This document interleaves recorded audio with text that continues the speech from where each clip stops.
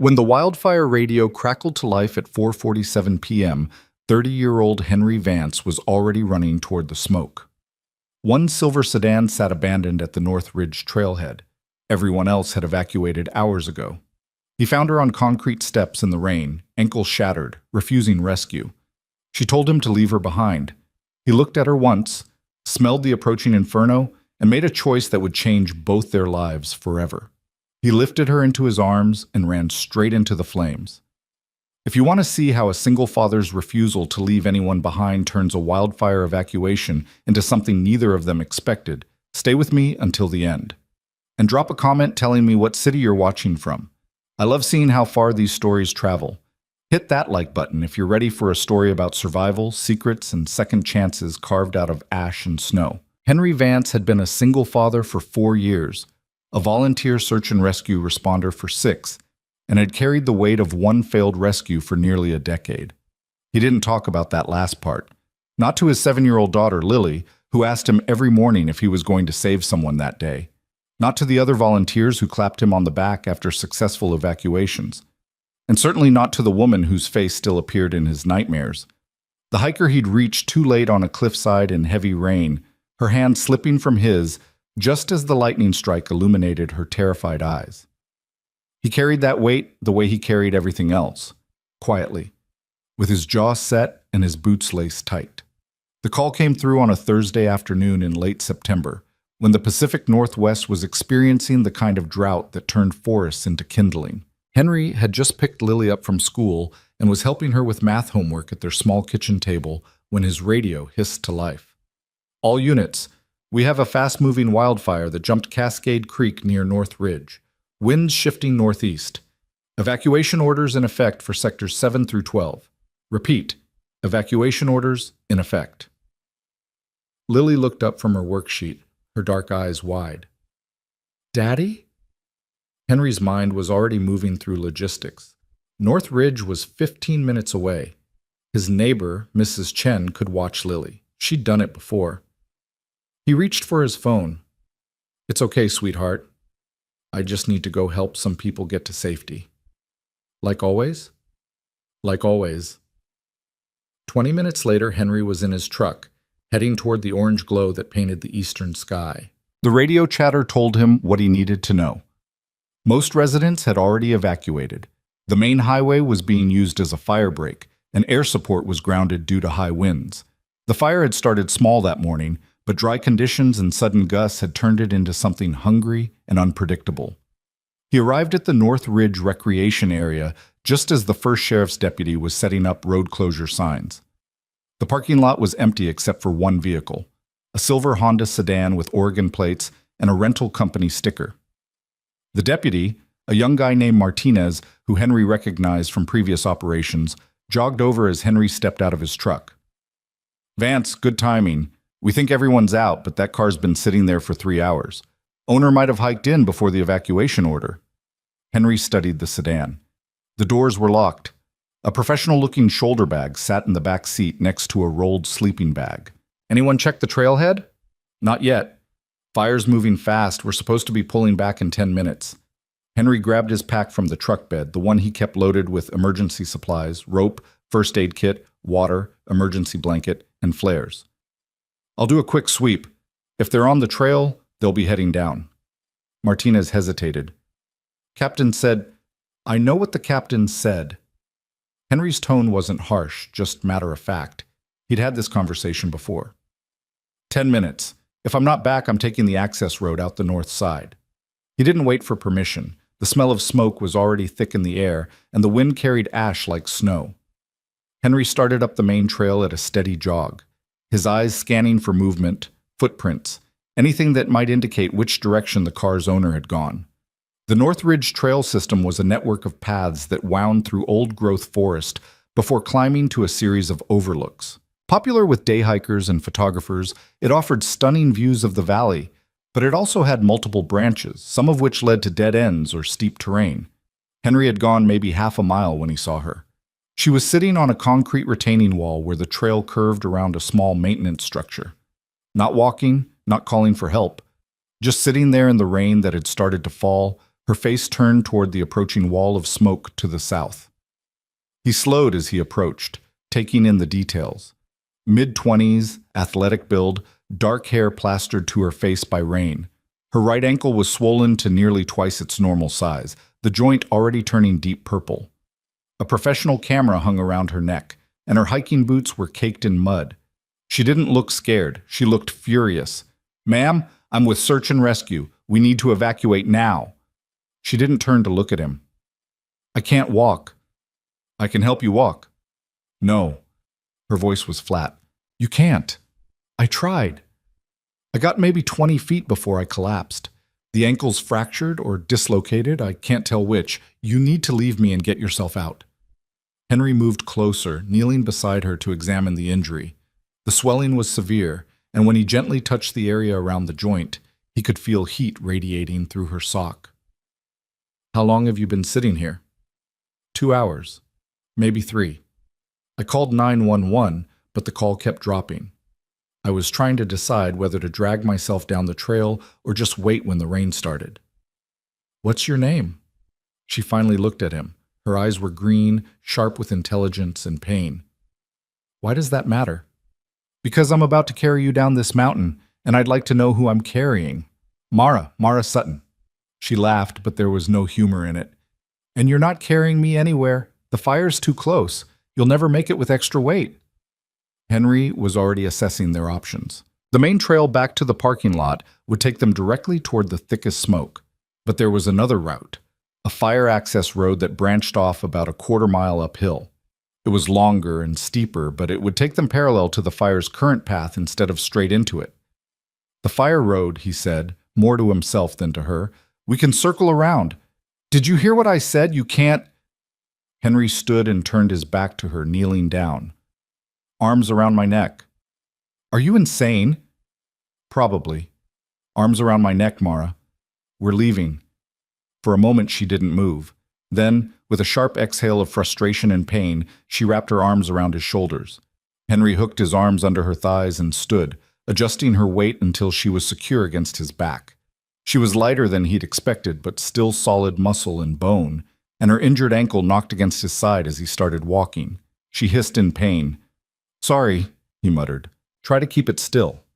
"Try to keep it still," he says, like I'm not being bounced around on someone's back in the middle of a wildfire. Despite everything, Henry almost smiled. "You always this pleasant when someone's saving your life?" "I'm not sure you're saving it yet. You might be killing us both." The rain intensified as they moved uphill, which was good and bad.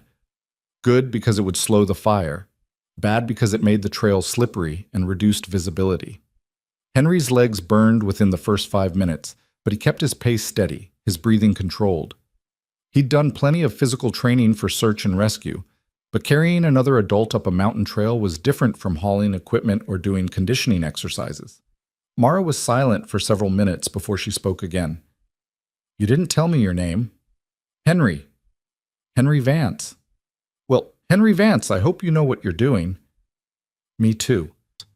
They reached the junction where the fire access road branched off, and Henry paused to catch his breath and check their position. The smoke was thicker now, and he could hear the distant roar of the fire consuming dry timber. The access road was barely more than a dirt path, rutted from spring runoff and overgrown with brush. "Why were you up here?" Henry asked as he started moving again. Talking helped keep his mind off the growing ache in his shoulders and thighs. "Work," Mara said tersely. "What kind of work involves hiking into a wildfire zone?"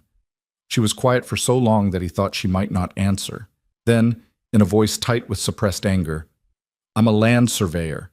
I was contracted to verify boundary markers for a development project. Someone moved them." "Moved them?" "Deliberately. To make it look like I screwed up the initial survey. My former business partner wants the contract to fail so he can swoop in with his own firm and take over." Henry filed that information away, focusing on navigating around a fallen log that blocked part of the trail. "Former partner sounds like a piece of work." "That's putting it mildly. Marcus Hale, brilliant businessman, absolute snake as a human being. We started the surveying company together 5 years ago. I did the field work, he handled the business side. Last year, he tried to force me out by claiming I was making errors in my surveys. When I proved I wasn't, he started his own competing firm and has been sabotaging my contracts ever since. Can't you sue him? With what evidence? He's careful. Everything looks like coincidence or my own mistakes. Moving trail markers, though, that's bold even for him. It nearly got me killed when I followed the false markers straight into unstable terrain. That's how I wrecked my ankle. Henry's jaw tightened. He didn't know this Marcus Hale, but he already didn't like him. You think he knew about the fire risk? I don't know what to think anymore. The fire started this morning, after I'd already been up here for hours. Could be coincidence. Could be he doesn't care if his sabotage puts me in danger. She paused. Or worse. The implication hung in the smoke-thick air. Henry pushed it aside to focus on immediate survival. They'd been climbing for nearly 20 minutes, and his legs were shaking. He needed to rest, but the fire was close enough now that he could see orange light flickering through the trees behind them. They rounded a switchback, and Henry's heart sank. A large Douglas fir had fallen across the access road, probably within the last few hours. Its massive trunk created a barrier at least 4 feet high. Can you climb over? Mara asked. Not with you on my back. Henry lowered himself carefully to one knee, letting Mara slide off. She gasped as her injured foot touched the ground. Okay, he said, breathing hard. New plan. I'm going to climb over first, then pull you up. That's not a plan. That's suicide. Just leave me here and… Not happening. Henry was already scaling the trunk, his boots finding purchase on the rough bark. At the top, he turned and extended his hand. Grab on. Mara stared at him, rain streaming down her face. Then she reached up. The next few minutes were a study in controlled chaos. Henry pulled while Mara pushed with her good leg, her face white with pain as her injured ankle dragged against the bark. They got her to the top of the log, and Henry jumped down on the other side before reaching up to help her down. She collapsed against his chest when her feet hit the ground, breathing hard. You're completely insane. Yeah, I'm getting that a lot today. Henry knelt again. Come on, we're not done yet. This time when Mara climbed onto his back, her grip was tighter, more trusting. Henry stood and resumed walking, every muscle in his body screaming in protest. The rain was soaking through his jacket now, and the temperature was dropping as afternoon faded toward evening. Tell me about you, Mara said suddenly. What? Talk to me. Tell me about your life. It'll distract me from the fact that we're probably going to die up here. We're not going to die. Humor me anyway. Henry navigated around a washout in the trail, his boots sinking into mud. Not much to tell. I'm a carpenter, single dad to a 7-year-old daughter named Lily. Volunteer search and rescue on weekends. Carpenter and hero. Quite the combination. I'm not a hero. You're literally carrying me up a mountain to escape a wildfire. That's pretty heroic in my book. Henry was silent for a moment. I failed a rescue once, 10 years ago. Woman fell from a cliff ledge during a storm. I reached her, but I couldn't hold on. She fell before the backup team arrived. That wasn't your fault. I was the first responder. It was my job to keep her safe until help came. And sometimes the mountain doesn't care about whose job it is. Mara's voice was softer now. I've worked outdoors long enough to know that nature doesn't negotiate. You did what you could. Henry didn't respond, but something in his chest loosened slightly. They walked in silence for a while. The only sounds their breathing and the crackle of fire growing closer despite their best efforts to stay ahead of it. The access road began to climb more steeply, and Henry's pace slowed. His shoulders were on fire, his thighs trembling with each step. He could feel Mara shivering against his back. Whether from cold, shock, or pain, he wasn't sure. Almost there, he muttered, though he had no idea if that was true. Where's there? Old Fire Lookout Tower, about half a mile ahead. We can shelter there until the fire passes or help arrives. How do you know there's a tower? I've lived in this area my whole life. Used to hike up here with my dad when I was a kid. The memory came unexpectedly. His father's hand on his shoulder, teaching him to read topographic maps, showing him how to identify landmarks. His father had been gone for 15 years now, but his lessons remained. The tower emerged from the rain and smoke like a ghost, a 2-story wooden structure perched on a rocky outcrop above the tree line. It had been abandoned for years, used now only by the occasional hiker seeking shelter. Henry had never been so grateful to see it. He climbed the external stairs with the last of his strength and shouldered open the door. Inside, the tower was sparse but dry. A single room with windows on all sides, a few pieces of battered furniture, and old emergency supplies in sealed containers. Henry lowered Mara onto a bench and immediately collapsed onto the floor, his chest heaving. For several minutes, neither of them spoke. They just breathed. Finally, Mara broke the silence. "You did it." Henry rolled onto his back, staring at the ceiling. "Not yet. Fire's still coming. But we're not in it. That counts for something." Henry forced himself to sit up. His body protested every movement, but there was work to do. He checked the emergency supplies. There was a first aid kit, some emergency blankets, old flares, and a battery-powered radio that might or might not still work. He also found a logbook where hikers had left notes, some recent, some dating back years. He returned to Mara and knelt by her injured ankle. "Let me see it." She grimaced as he carefully removed her boot and sock. The swelling had worsened, and the bruising now extended halfway up her calf. Henry opened the first aid kit and found an elastic bandage. "This is going to hurt," he warned. "Everything hurts. Just do it." He wrapped the ankle as gently as he could, but Mara still bit back a cry of pain. When he finished, he elevated her leg on a folded emergency blanket. "You need to stay off it completely," he said. "Not like I have much choice." Henry moved to the windows, checking each direction. The fire was visible to the south and east now, a wall of orange and red consuming everything in its path.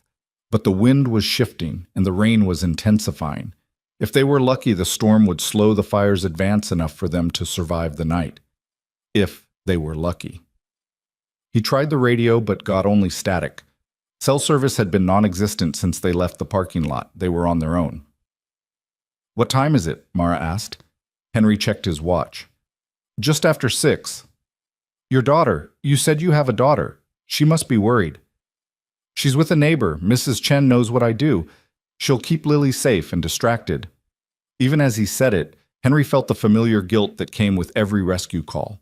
Lily was proud of what he did, but she was also 7 years old and sometimes woke up crying from nightmares about her daddy not coming home. "Tell me about her," Mara said. Henry found himself smiling despite their circumstances. "She's smart. Too smart sometimes. Loves science and asks about 1,000,000 questions a day. Wants to be a marine biologist when she grows up, even though we're nowhere near the ocean." "Where's her mom?" The smile faded. "Car accident, 4 years ago. She was driving home from a work conference when a drunk driver crossed the center line." "I'm sorry." "Yeah, me too." Henry turned away from the window. "Lily doesn't remember her much. I try to keep her memory alive with stories and photos, but it's not the same. You're doing it alone. Most of the time. We have a good community. People help. But yeah, it's mostly just us." Thunder rumbled outside, followed by a flash of lightning that illuminated the room. Henry checked the windows again and realized the wind had shifted more dramatically than he'd thought. The fire was moving east now, pushed by the storm. They weren't out of danger, but they were no longer in its direct path. "We might actually make it," Mara said quietly. "Don't jinx it." She laughed, and this time it sounded genuine. "You know, when I woke up this morning, I did not have 'get rescued by a heroic single dad during a wildfire' on my bingo card. When I woke up this morning, I was planning to spend the evening helping my daughter build a volcano for her science project. Well, you're definitely getting the real-life volcano experience now." As night fell and the temperature dropped, Henry distributed the emergency blankets and started a small fire in the tower's old wood stove using dried wood from a supply box. The warmth was immediate and welcome. He made a simple meal from the emergency rations, nothing fancy, but calories they both needed. They ate in comfortable silence, and then Mara spoke again. "Can I ask you something?" "Sure." "Why did you come after me? You could have left me there." "Told yourself you tried and the fire was too close. No one would have blamed you." Henry stared at the flames in the stove. "I don't leave people behind. Even when staying might get you killed?" "Especially then." He met her eyes. "The woman who fell from the cliff. I reached her, but I couldn't hold on. Not because I wasn't strong enough, but because I hesitated for just a second. I questioned whether I could do it. And in that second, she slipped. I've spent 10 years wondering what would have happened if I hadn't hesitated. If I'd just committed fully, consequences be damned. So you don't hesitate anymore. Not when someone's life is on the line. Mara was quiet for a long time. Then she said, "Thank you for not hesitating today." "You're welcome." The storm raged outside, rain hammering the tower's roof and lightning illuminating the forest below. The fire was still burning, but it was moving away from them now, driven by wind and rain toward less populated areas. They would likely be able to descend in the morning. As midnight approached, exhaustion finally overtook them both. Henry gave Mara the bench to sleep on and made himself as comfortable as possible on the floor, using his pack as a pillow. The tower was cold despite the stove, and he could hear Mara's teeth chattering. Without thinking too much about it, he grabbed one of the emergency blankets and moved to the bench. "Scoot over." She looked at him with wide eyes. "What?" "We need to share body heat. You're going into shock from the cold and the injury. I've seen hypothermia before. This is how it starts." After a moment's hesitation, Mara shifted to make room. Henry lay down beside her, careful not to jostle her injured ankle, and draped the blanket over both of them. The space was cramped and awkward, but the shared warmth was immediate. "This is weird," Mara muttered. "Yeah, but you'll live. That's the goal." They lay there in the darkness, listening to the storm. Gradually, Mara's shivering subsided and her breathing evened out. Henry stayed awake, monitoring the fire through the windows, listening for any sign that they were in danger. Somewhere around 2 in the morning, Mara spoke into the darkness. "Henry?" "Yeah?" "I'm glad it was you who found me." He didn't know what to say to that, so he simply responded, "Get some sleep, Mara. Morning's going to come whether we're ready or not." She was quiet again, and eventually Henry heard the soft rhythm of her breathing that indicated sleep. He let himself relax slightly, though he didn't close his eyes. Outside, the storm continued its assault on the mountain, and the fire burned itself toward exhaustion against wet timber and shifting winds. Tomorrow they would have to descend. Tomorrow they would have to face whatever consequences waited below. Authorities, questions, the aftermath of survival. Tomorrow would bring its own challenges. But tonight, in a forgotten fire tower on a mountain that refused to let them go, two strangers had become something else. Something forged in smoke and rain, and the simple, absolute refusal to leave anyone behind. Henry didn't know what came next. He just knew that when morning came, he would help Mara down this mountain the same way he'd carried her up, one step at a time, no hesitation, no looking back. Outside, lightning split the sky again, and in its brief illumination, Henry could see the fire retreating to the east, a defeated orange glow against the black wall of storm. They had survived the worst of it. Whatever came next, they would face it together. Dawn broke gray and cold over the mountain, the kind of light that revealed more than it promised. Henry woke to the sound of helicopter rotors in the distance and the acrid smell of wet ash.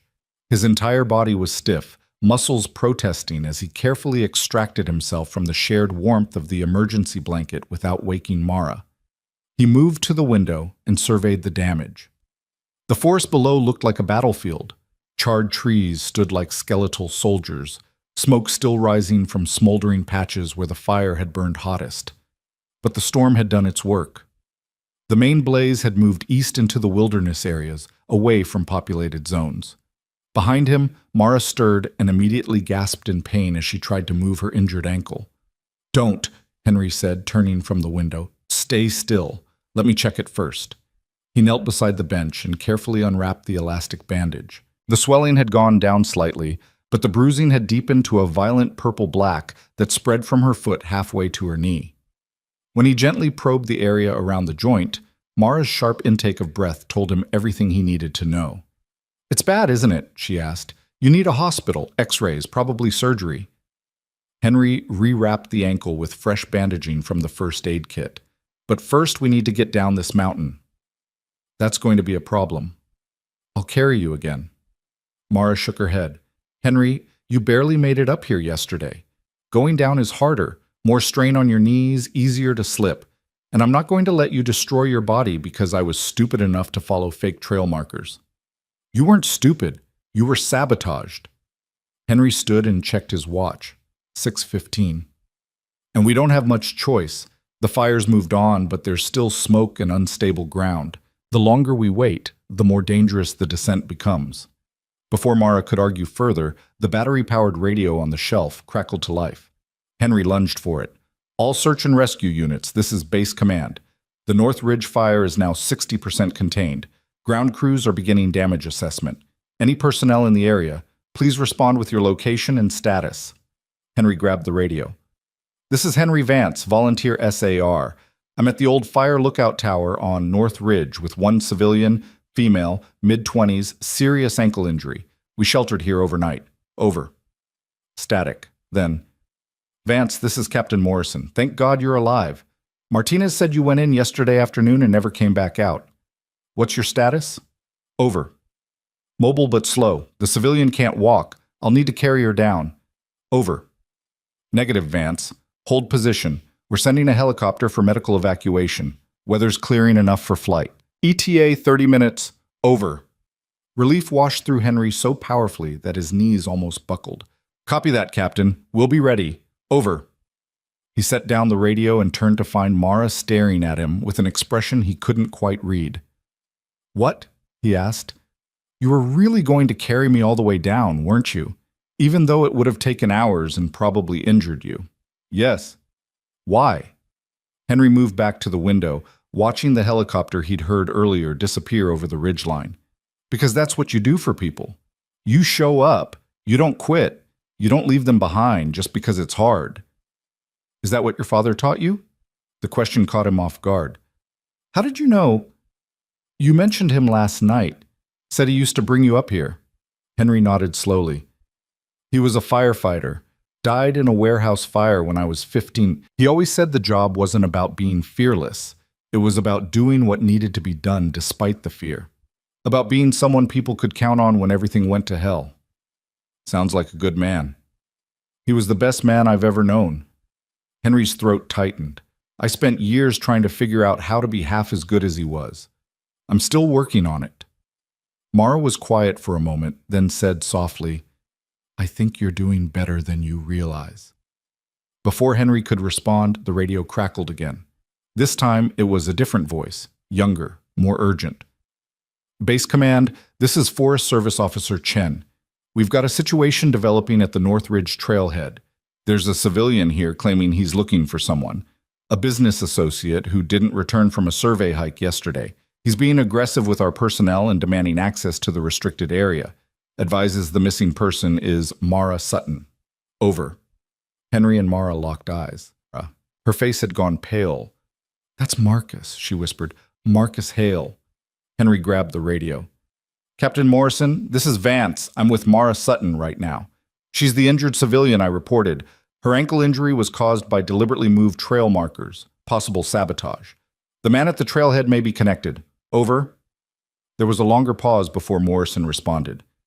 Say again, Vance. Are you reporting a crime? Over. Henry looked at Mara, who nodded grimly. Affirmative, Captain. Ms. Sutton has evidence that her business competitor may have tampered with survey markers, leading her into dangerous terrain. Given the timing with the fire, we need law enforcement involved. Over.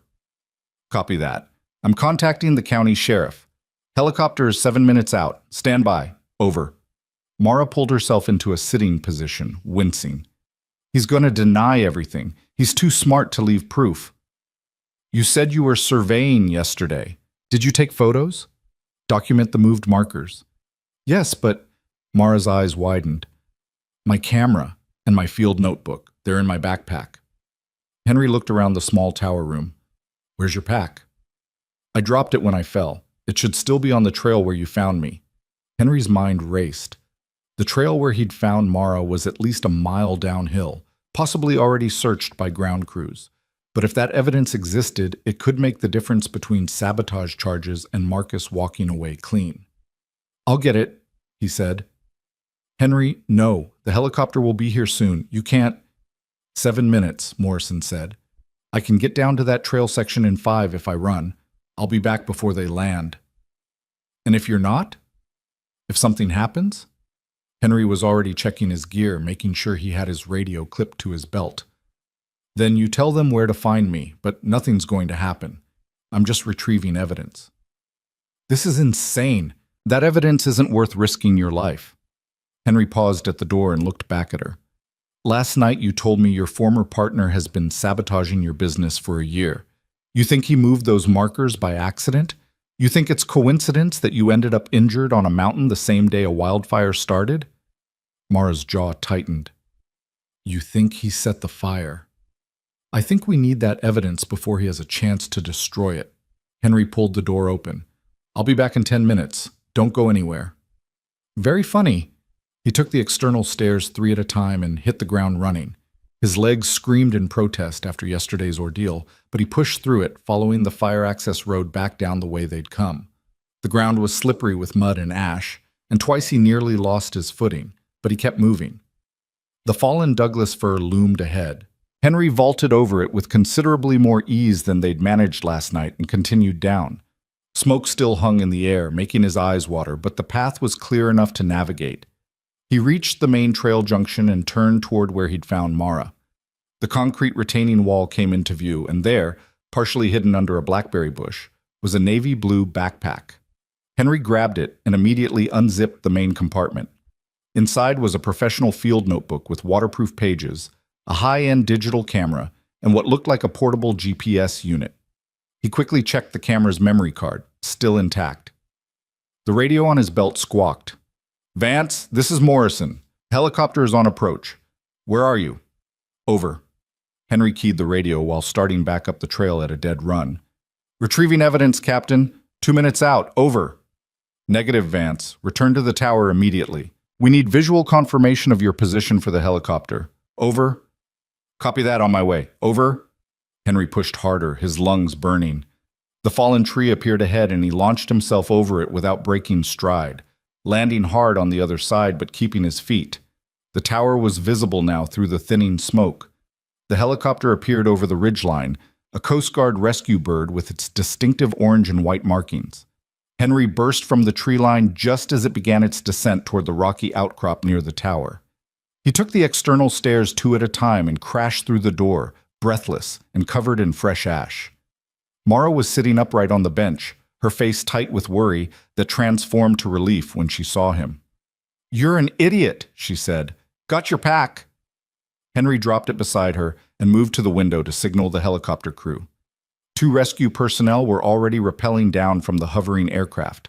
Within minutes, they'd entered the tower and were assessing Mara's condition with professional efficiency.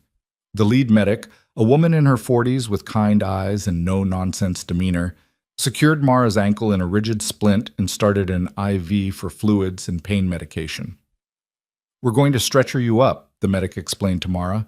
It'll be uncomfortable, but quick. Your friend here did good work with the initial wrapping. He's good at a lot of things, Mara said, her voice slightly slurred from the pain meds starting to take effect. The second rescue tech, a younger man built like a linebacker, turned to Henry. You're coming up too, right? Henry hesitated. I can hike down. You should save the lift capacity for people who need it. Captain's orders. You've been out here overnight in fire conditions. Protocol is medical evaluation. Henry wanted to argue, but he was suddenly aware of how exhausted he was. His shoulders were still burning from yesterday's carry, his legs felt like rubber, and he'd probably inhaled more smoke than was healthy. Okay? They secured Mara to the rescue stretcher and lifted her first, the helicopter's winch pulling her up smoothly despite the wind. Henry watched her disappear into the aircraft, then accepted his own harness from the linebacker tech. First time? The tech asked with a grin. Yeah. Don't look down. Or do, if you like adrenaline. Henry chose not to look down. The ascent was faster than he'd expected, and then hands were pulling him into the helicopter cabin. He secured himself in a jump seat next to where they'd strapped Mara's stretcher. She reached out and grabbed his hand as the helicopter banked away from the mountain. Thank you, she said, barely audible over the rotor noise. Henry squeezed her hand once, then released it as the medic moved in to adjust her IV. Through the window, he could see the full scope of the fire's damage. Miles of blackened forest, entire hillsides reduced to ash. They'd been lucky. Incredibly lucky. The flight to the regional medical center took 15 minutes. They landed on the hospital's rooftop helipad, where a trauma team was already waiting. Mara was whisked away on a gurney, her backpack still clutched protectively against her chest. Henry was directed to the emergency department for evaluation, where a physician's assistant who looked about 12 years old checked his vitals, listened to his lungs, and declared him remarkably healthy for someone who'd spent a night on a burning mountain. "You should rest," the PA said. "Your body's been through significant stress. Any chest pain, difficulty breathing, or dizziness, you come back immediately." "I will." "Can you tell me where they took Mara Sutton?" "The woman from the rescue? Orthopedic surgery, probably. That ankle's going to need hardware." Henry thanked him and made his way to the surgical floor's waiting area. Captain Morrison was already there, along with 2 county sheriff's deputies, and surprisingly, Mrs. Chen with Lily. His daughter launched herself at him the moment she spotted him. "Daddy!" Henry caught her and pulled her into a fierce hug, breathing in the strawberry scent of her shampoo. "Hey, sweetheart, I'm okay." "Mrs. Chen said you were rescuing someone from a fire. She said you were a hero." "Mrs. Chen exaggerates." "I do not," Mrs. Chen said firmly. She was a tiny woman in her 70s with steel in her spine. "You went into a wildfire to save a stranger. That's the definition of heroic." One of the deputies, a weathered man with sergeant's stripes, stepped forward. "Mr. Vance, I'm Sergeant Rodriguez. We need to ask you some questions about what happened on the mountain." Henry set Lily down, but kept hold of her hand. "Of course. But first, can someone tell me about Mara, Ms. Sutton?" "She's in surgery now," Captain Morrison said. "Fractured ankle in 3 places, dislocated joint. They're putting in pins and plates. She'll be here a few days, but the doctors say she should recover full function."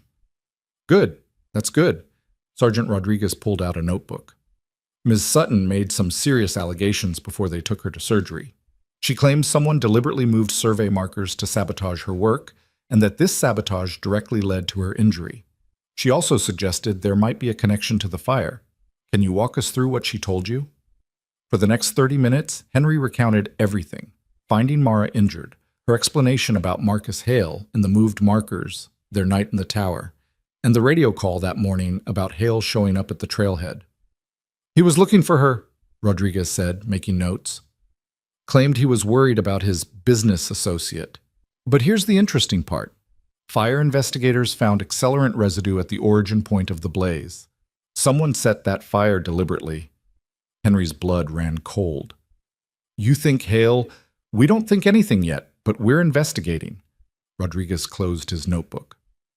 "Did Ms. Sutton happen to mention if she had any evidence of the marker tampering?" "Her camera and field notebook. I retrieved them from her backpack this morning. She had them with her when they took her to surgery." The second deputy, a younger woman, spoke up. "We'll need to take possession of those as evidence." "She knows. She wanted them protected." Rodriguez nodded. "We've already got officers at the trailhead and at Mr. Hale's office. If there's a connection to the fire, we'll find it." After the deputies left, Morrison pulled Henry aside. "You did good work up there, Vance, but you also violated direct orders to evacuate. I should suspend you from the volunteer roster." Henry met his captain's eyes steadily. "I understand, sir." Morrison sighed. "But given that you saved a woman's life and potentially uncovered an arson case, I'm going to overlook it this time. Don't make a habit of being a cowboy." "No, sir." After Morrison left, Mrs. Chen insisted on taking Henry and Lily home. In the car, Lily chattered about her day at school and the science project they still needed to finish, her earlier worry forgotten in the resilience of childhood.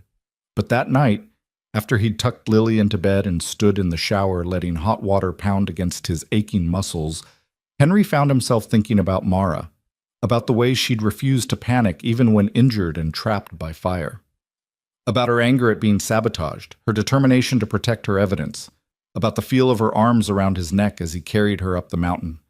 He barely knew her. One night in a fire tower didn't mean anything beyond 2 people surviving together, except it felt like it meant something. Henry pushed the thought away and focused on the practical. She was in surgery, would be recovering for days. He had work tomorrow, a kitchen renovation that was already behind schedule. Life went on. 3 days later, Henry was cutting crown molding in his client's kitchen when his phone rang. Unknown number. This is Henry. Hi, it's Mara. He nearly dropped his circular saw. Hey, how are you? How's the ankle? Bionic. They put in enough hardware that I could probably pick up radio signals. Her voice sounded stronger than the last time he'd heard it. Listen, I'm still at the hospital, but the sheriff's department was here this morning. I thought you'd want to know. They arrested Marcus. Henry stepped outside into the crisp autumn air. For what? Everything. The fire investigation found evidence that he purchased the accelerant used at the origin point. His credit card records show he bought it 2 days before the fire. And get this, there's security footage from a trail camera that shows him moving the survey markers the morning I went up there. He tried to kill you. Maybe. Or maybe he just wanted to discredit me and didn't care if I got hurt in the process. Either way, he's facing arson charges, reckless endangerment, evidence tampering, and about 6 other things. Mara paused. I wanted to say thank you. If you hadn't gone back for my equipment, we might not have had enough evidence. You did the important part. You documented everything. I documented. You risked your life to make sure that documentation wasn't destroyed. Another pause. Can I ask you something? Sure. Why did you come see me after the rescue? In the hospital. The nurses told me you waited in the surgical wing for hours, even though they wouldn't let you see me. Henry hadn't realized anyone noticed. I wanted to make sure you were okay. We're strangers, Henry. You'd already saved my life. You didn't owe me anything else. Maybe I wanted to know how the story ended. The story? Of the woman I carried down a mountain. I figured I was invested at that point. He could hear the smile in her voice. Well, the story isn't over yet. I'm being discharged tomorrow. Physical therapy for the next few months, but I should be back to work by spring. That's great, I'm glad. There's one problem, though. What's that? I don't have a car. Mine's still at the trailhead parking lot, and even if it wasn't, I can't drive with this ankle. And I need to get back to my apartment in Portland, which is 2 hours away. Henry leaned against his truck. Are you asking me for a ride? I'm asking if you know anyone who might be willing to help a one-legged surveyor get home. Someone patient, someone who doesn't mind long drives, someone who maybe carried her up a mountain once and might be convinced to help her one more time.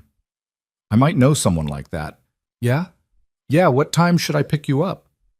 The next day, Henry drove to the hospital with Lily in the back seat, who'd insisted on coming to meet Daddy's mountain friend. Mara was waiting in a wheelchair at the hospital entrance, her right leg in a walking boot, crutches across her lap, and a smile that made Henry's heart do something complicated. Lily was out of the truck before Henry could stop her. Are you Miss Mara?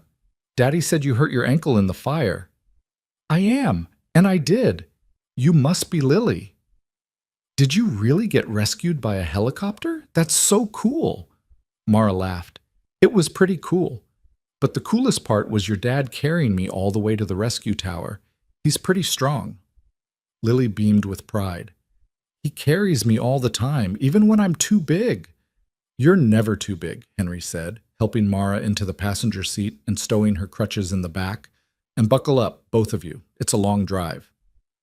The drive to Portland was easy. Lily entertained Mara with stories about school and her science project.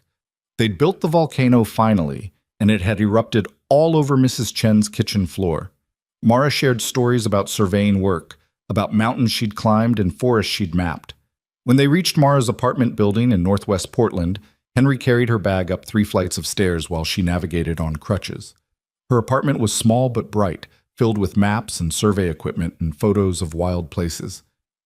Thank you, she said at the door, for everything, the rescue, the evidence, the ride, all of it. You're welcome. Lily tugged on Henry's sleeve. Daddy, can Ms. Mara come to dinner at our house sometime? I want to show her our photo wall. Henry looked at Mara, who was looking back with an expression he was learning to recognize, the one that said she was weighing options, calculating risks, deciding whether to trust something. I'd like that, Mara said finally. Once I can navigate stairs better, maybe in a few weeks? It's a date, Lily announced. I mean, not a date, just dinner. Right, Daddy? Right, Henry managed. Just dinner. But as they drove home with Lily falling asleep in the back seat and the city lights of Portland fading behind them, Henry thought about the way Mara had looked at him when he'd carried her bag, the way she'd held onto his arm for balance when her crutches slipped on the apartment stairs. Maybe it was just gratitude, survivor's bond, the strange intimacy that came from shared trauma. Or maybe, just maybe, it was the beginning of something neither of them had been looking for when they'd met on that smoke-filled mountain. The answer, Henry suspected, would reveal itself in time. For now, it was enough to know that they'd both survived, that evidence had been protected, that justice was being served, and that in 3 weeks, Mara Sutton would sit at his dinner table, meet his daughter properly, and maybe, just maybe, they'd discover what happened after the rescue was over and the real story began. 3 weeks turned into 4, then 5. Mara called twice to reschedule the dinner, both times apologizing profusely. The first time was because of a complication with her physical therapy that required an additional minor procedure. The second time was because Marcus Hale's legal team had filed motions requiring her testimony in pre-trial depositions. "I'm not avoiding you," she said during the second call, and Henry could hear the exhaustion in her voice. "I promise I'm not." "I know," Henry said, though part of him wondered. They'd survived something extraordinary together, but maybe that was all it was, extraordinary circumstances that didn't translate to ordinary life. "How's the case going?" His lawyers are trying to argue that the fire was accidental, that he was just doing competitive research when he moved the markers, not sabotage. "It's ridiculous, but they're making me relive every detail." She paused. "The prosecutor says we have a strong case. The trail camera footage is damning, and the accelerant purchase is basically a signed confession, but it's still exhausting." "I can imagine." "Can I ask you something?" Her tone shifted, became more uncertain. "Do you ever think about that night in the tower?" Henry looked out his kitchen window at the November rain. "Every day." "Me too." A long silence. "I keep thinking about what you said, that you don't leave people behind, that you don't hesitate anymore." "Yeah?" "I've spent the last month realizing that I do hesitate. All the time. I hesitate to trust people after what Marcus did. I hesitate to believe that someone would help me without wanting something in return. I hesitate to think that what we went through meant anything beyond survival." Henry's grip tightened on the phone. "What do you think it meant?" "I don't know yet, but I'd like to find out. If you're willing to wait a little longer." "I'm willing. Even though I keep canceling dinner with your daughter?" "Lily understands. She asks about you, though. Wants to know when the mountain lady is coming to visit." Mara laughed, and it sounded genuine. "The mountain lady. I like that. Tell her soon. Tell her as soon as I can walk without looking like a baby giraffe on crutches, I'll be there." "I'll tell her." That conversation was in late November. December brought the first heavy snow, the kind that blanketed the mountains and turned Henry's small town into something from a postcard. He took Lily sledding on weekends and worked on indoor projects during the week. A bathroom renovation here, custom built-ins there. The work was steady and satisfying, and it kept his hands busy even when his mind wandered to a woman in Portland with green eyes and a refusal to give up. Then, 3 days before Christmas, his phone rang at 6 in the morning. "Henry, it's Mara. I need help." He was immediately awake, already reaching for his jeans. "What's wrong? Are you hurt?" "No, nothing like that. It's Marcus. He made bail yesterday. His family posted it, and last night someone broke into my apartment." Henry's blood went cold. "Are you safe? Where are you?" "I'm fine. I wasn't home when it happened. I was at my lawyer's office going over testimony. But Henry, they trashed the place. Destroyed my survey equipment, my computer, all my backup files. The police think it was Marcus or someone he hired, trying to intimidate me before trial." "Where are you right now?" "At a hotel. The police said I shouldn't stay at the apartment until they process the scene and improve security. But Henry, I can't afford to stay in hotels indefinitely. My business is barely holding together as it is. I've lost most of my contracts because of the trial delays, and now, with all my equipment destroyed..." Her voice cracked. "I don't know what to do." Henry didn't hesitate. "Come here." "What?" "Come here. To my house. You can stay as long as you need. You'll be safe. You can work remotely on whatever contracts you can salvage, and you won't be alone." "Henry, I can't ask you to..." You're not asking. I'm offering. And before you argue, think about this. Marcus doesn't know where I live. He doesn't know we're still in contact. You'll be off his radar completely. Mara was silent for so long that Henry thought the call had dropped. Then quietly, "Are you sure?" "I'm sure. Pack what you need. I'll drive down and get you this afternoon." "What about Lily? What about Christmas? I can't impose on—" "Lily will be thrilled. And Christmas at my house is pretty low-key anyway. We could use the company." Henry pulled on his shirt. "Text me the hotel address. I'll be there by 2. He made the drive in just under 2 hours, his truck loaded with empty boxes in case Mara needed to salvage anything from her apartment. She was waiting in this hotel lobby, looking smaller somehow than she had in his memory. Her hair was pulled back in a messy ponytail, her face pale without makeup, and she was still using one crutch for stability, even though the walking boot was gone. When she saw him, something in her expression broke and reformed. "You came." "Of course I came." She stepped forward and wrapped her arms around him, the crutch clattering to the floor between them. Henry held her, feeling the tremor in her shoulders that said she'd been holding herself together by sheer will and was only now allowing herself to fall apart. "I've got you," he said quietly. "You're safe now." They went to her apartment so she could pack. The damage was worse than Henry had expected. Furniture overturned, papers scattered, a sledgehammer taken to her expensive surveying equipment. Mara moved through the destruction with a blank expression that worried Henry more than tears would have. 5 years of work, she said, picking up pieces of a shattered GPS unit. "I built this business from nothing, and he destroyed it in one night." "He destroyed equipment. He didn't destroy you." Henry started gathering clothes that hadn't been damaged. "And equipment can be replaced." "With what money?" "My insurance will cover some of it, but the deductible alone is more than I have right now." Henry wanted to offer to pay for it, but he knew that would be the wrong move. Mara's pride was already bruised. Instead, he said, "One problem at a time. Right now, we focus on getting you somewhere safe. The rest we'll figure out together." By 4 o'clock, they were heading back toward the mountains with Mara's salvaged belongings packed in the truck bed. She was quiet for most of the drive, staring out the window at the snow-covered landscape. Finally, she spoke. "Why are you doing this?" "Doing what?" "Helping me. Again. You barely know me, Henry. We spent one night together in a fire tower, and now you're letting me move into your house 3 days before Christmas. This isn't normal." Henry kept his eyes on the road. "You're right, it's not normal. But nothing about how we met was normal, and maybe I'm doing this because when I found you on that mountain, sitting in the rain with a broken ankle, you didn't give up. You were angry, you were in pain, but you weren't defeated. That kind of strength is rare, I respect it. Or maybe you have a savior complex." The words were sharp, defensive. Henry took them without flinching.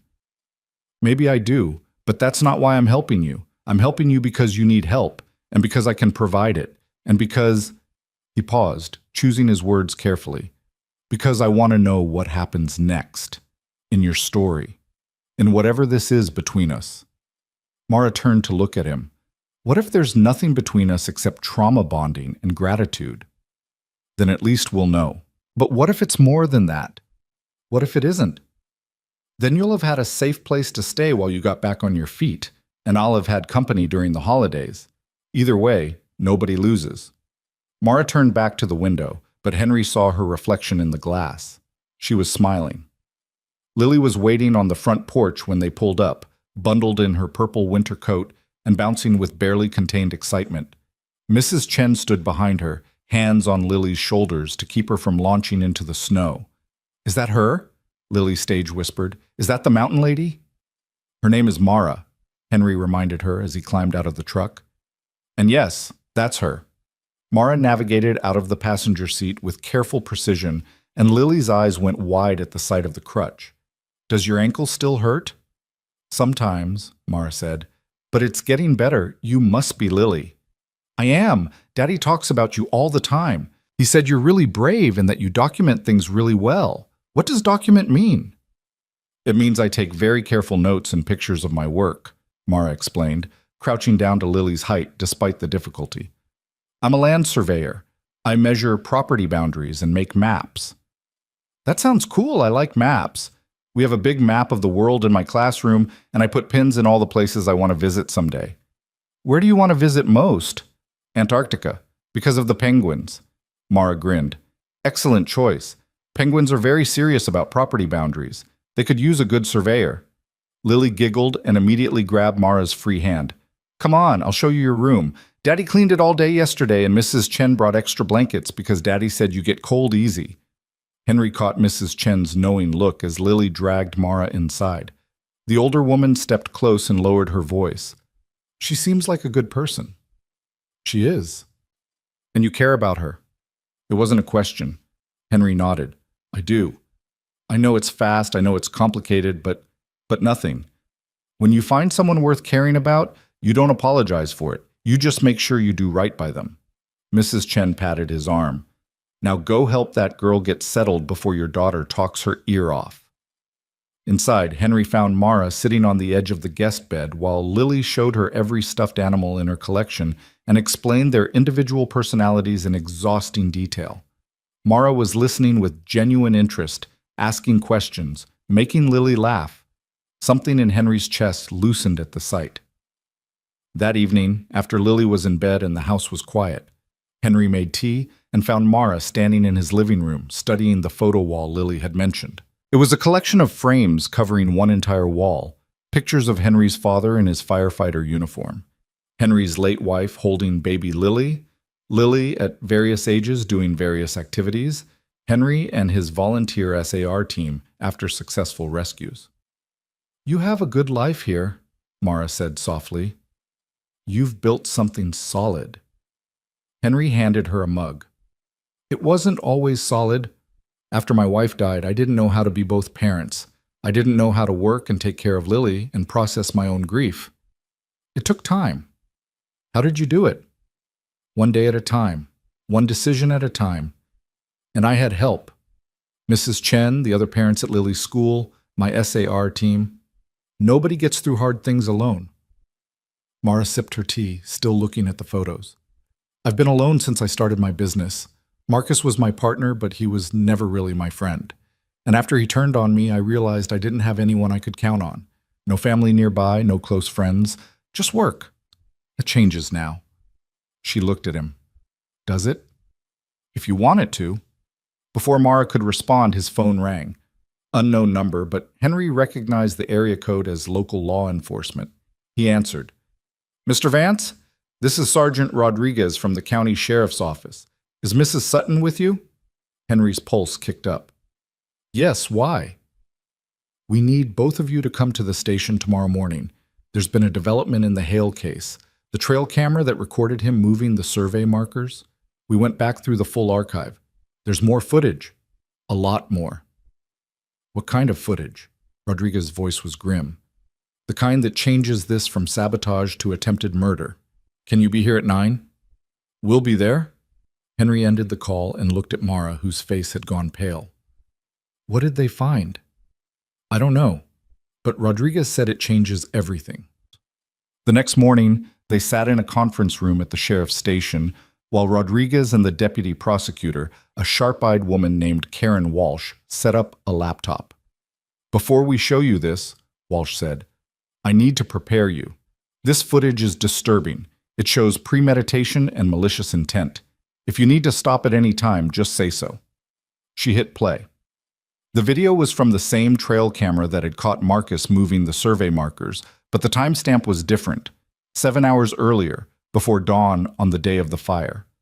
The footage showed Marcus hiking into frame carrying a large backpack and what looked like surveying equipment.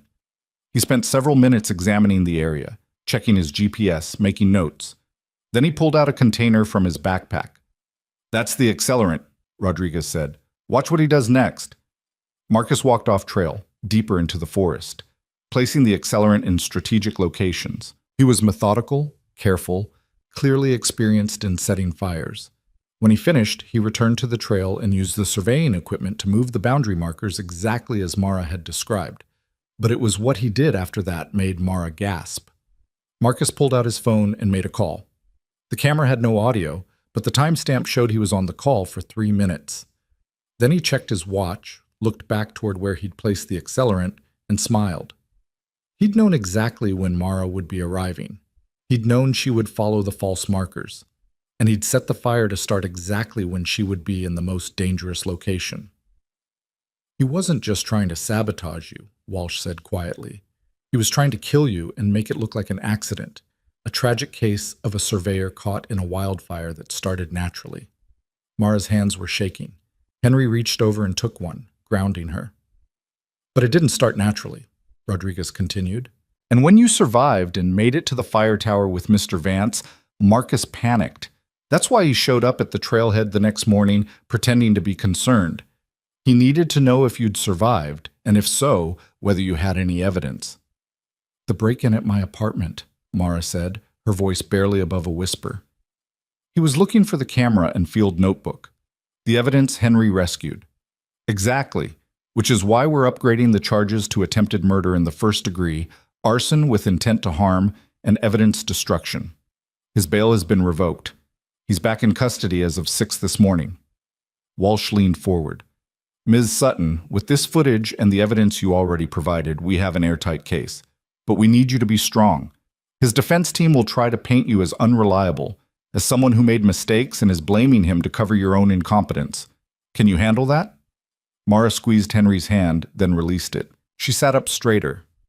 I can handle it. I've been handling Marcus Hale's manipulations for 2 years. I'm not afraid of his lawyers. Good. Trial is set for late February. Until then, stay somewhere safe. We don't think Marcus can reach you from jail, but we can't be certain he didn't have accomplices. After the meeting, Henry drove them back home in silence. Mara stared out the window, processing everything they'd learned. Finally, she spoke. He really tried to kill me. Yes. Over a business contract, over his ego. Some people value power more than human life. Mara turned to look at him. You don't. No, I don't. When you found me on that mountain, when you decided to carry me instead of leaving me, did you have any idea what you were getting into? Henry almost laughed. Not even a little bit. I thought I was doing a standard medical evacuation. Turned out to be considerably more complicated. Are you sorry? He pulled into his driveway and turned off the truck. Then he looked at her directly. Not for 1 second. Even though I'm currently living in your house, disrupting your life, bringing danger and legal drama to your doorstep 3 days before Christmas? Even though. Why? Henry reached over and tucked a strand of hair behind her ear, his hand lingering against her cheek. Because when I carried you up that mountain, something shifted. I'd spent 10 years carrying guilt, carrying the weight of one failed rescue, carrying the responsibility of being both parents to Lily. And somewhere in those hours of walking through fire and rain, I realized I was carrying you differently, not out of duty or guilt, but because I wanted to. Mara's eyes were bright with unshed tears. Henry, I'm not asking you for anything, he continued. I'm not expecting gratitude or romance or anything beyond what you're willing to give. But I need you to know that having you here isn't a burden. It's a choice I'm making every day, and I'll keep making it for as long as you need. A tear spilled down her cheek. I don't deserve... Don't. His voice was gentle but firm. Don't tell me what you don't deserve. You survived someone trying to murder you. You protected evidence that will put him away. You're rebuilding your entire business from scratch. You deserve every good thing that comes your way. Mara leaned forward until her forehead rested against his. They stayed like that for a long moment, breathing the same air, existing in the same space. I'm terrified, she whispered. Of Marcus? Of this. Of you. Of what it means that I feel safer with you than I felt anywhere in years. Henry pulled back just enough to meet her eyes. Fear is okay. Fear means it matters. And what if I mess this up? What if the trial breaks me? What if I can't rebuild my business? What if... He kissed her, soft and brief and full of everything he couldn't put into words. When he pulled back, Mara was staring at him with wide eyes. What if you don't mess it up, he said. What if you're stronger than you think? What if this is exactly where you're supposed to be? Before she could answer, the front door burst open and Lily came running out in her socks. Daddy, Mara! Mrs. Chen made cookies and says we have to decorate them before they get cold. Come on! Henry and Mara looked at each other and started laughing. The moment broke. But something had shifted between them, something that felt less like survival and more like possibility. They spent that afternoon decorating cookies with Lily, who had strong opinions about proper frosting to sprinkle ratios. Mara proved surprisingly artistic, creating elaborate designs while Lily made enthusiastic if chaotic attempts. "Yours are so pretty," Lily said, examining Mara's perfectly frosted snowflake. "Mine look like blobs." "Blobs are good," Mara assured her. "Blobs are unique. Nobody else has blobs exactly like yours." "That's what Daddy says about my artwork, too." "Your daddy is a smart man." Lily looked between them with the knowing expression of a child who understands more than adults give them credit for. "Are you going to stay forever?" Mara's hand stilled on the cookie she was decorating. "I don't know, sweetheart. Right now I'm just staying until I feel safe again." "But you're safe here. Daddy makes everything safe. He's like a superhero but without the cape." "Lily," Henry warned gently. "What?" "It's true. You saved Mara from the fire. You save people all the time. You're basically Superman but with better hair." Mara laughed so hard she nearly dropped her cookie. "Better hair than Superman. That's high praise." That night, after Lily was asleep and the house was quiet again, Henry found Mara on his back porch despite the cold, wrapped in one of his heavy jackets and staring at the stars. "Can't sleep?" he asked, stepping outside. "Too much in my head." She didn't look at him. "I keep thinking about Marcus in that footage, how calculated it was, how little my life meant to him." "You don't have to think about him anymore. He's locked up. He can't hurt you." "But he almost did. If you hadn't found me when you did," her voice broke, "I would have died on that mountain, Henry. Alone and in pain, and everyone would have thought it was just a tragic accident." Henry moved to stand beside her. "But that's not what happened. I did find you. You didn't die. You're here. Because you refused to leave me." She finally looked at him. "The prosecutor asked me today if I could handle the trial, if I could be strong enough to face Marcus and his lawyers. And you know what I realized?" "What?" "I don't know if I can be that strong alone, but maybe I don't have to be alone anymore." Henry reached for her hand. "You don't. Not if you don't want to be." Mara laced her fingers through his. "Your daughter asked me if I was staying forever. What did you tell her when she asked you?" "I told her that you're welcome here for as long as you need, that our home is your home." "And what if I need longer than makes sense? What if I need—" She stopped, searching for words. "What if you need someone to carry you when you can't walk?" Henry finished. "Then I'll carry you. That's what I do, Mara. I show up. I don't quit. I don't leave people behind." She turned to face him fully. "Even when it's hard?" "Especially when it's hard." Mara stepped closer, and this time when they kissed, it wasn't brief or uncertain. It was the kiss of two people who'd survived fire and fear and found something worth holding on to on the other side. When they finally pulled apart, Mara rested her head against his chest. "I'm still terrified." "Me too. But maybe that's okay. Maybe that's exactly what makes it real." They stood there on the porch as snow began to fall, two people who'd met in the worst possible circumstances and were slowly, carefully building something neither of them had planned for. Inside, the house was warm and safe. Tomorrow would bring its own challenges: trial preparations, business rebuilding, the slow work of healing from trauma. But tonight, on a porch in the mountains where it had all begun, Henry and Mara chose each other. Not because they had to, but because despite everything, they wanted to. And sometimes, Henry thought as he held her close, that was the bravest choice of all. Christmas morning arrived with fresh snow and the smell of coffee brewing in Henry's kitchen. Mara woke to the sound of Lily's excited squealing from downstairs and lay still for a moment, disoriented by the unfamiliar room before memory settled back into place. She was in Henry's house, safe, protected, and somehow, against all logic, exactly where she needed to be. She made her way downstairs carefully, her ankles still protesting sudden movements, to find Lily sitting cross-legged in front of a modest Christmas tree hung with handmade ornaments and twinkling lights. Henry was on the couch in flannel pajama pants and an old sweatshirt, hair still rumpled from sleep, looking nothing like someone who'd carried a stranger up a burning mountain and everything, like someone who'd quietly rebuilt a life from tragedy. "Mara!" Lily spotted her immediately. "Santa came, look!" The presents under the tree were thoughtfully chosen rather than extravagant: educational science kits, art supplies, books. But Lily's joy was boundless, and Mara felt something crack open in her chest watching this small family share their Christmas morning. Henry caught her eye and smiled. "Coffee's ready. I made your cup the way you like it." She hadn't told him how she took her coffee. He just observed during the days she'd been staying here, watching quietly the way he seemed to watch everything, filing away details that mattered. Mara settled onto the couch beside him with her mug, and Lily immediately abandoned her new microscope kit to thrust a small wrapped package into Mara's hands. "This one's for you. We got you a present." "Lily," Henry said gently, "you didn't need to—" "Open it," Lily insisted.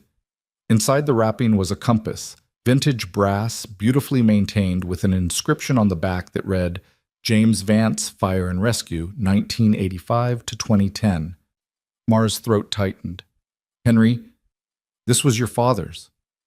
He'd want someone to use it who understands what it means to navigate through dangerous places."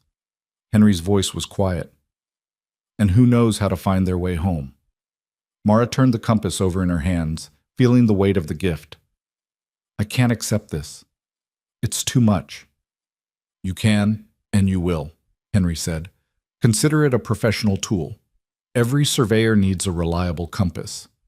"But your father would have liked you. He had a thing about people who didn't quit when things got hard." Henry reached over and closed her fingers around the compass. "Keep it. Use it. Let it remind you that you're stronger than you think." Lily was already pulling Henry toward her new presents, chattering about which experiment to try first, and Mara sat there holding a dead man's compass and understanding that she'd been given something far more valuable than a navigation tool. She'd been given belonging. The next 2 months passed in a rhythm that felt both strange and natural.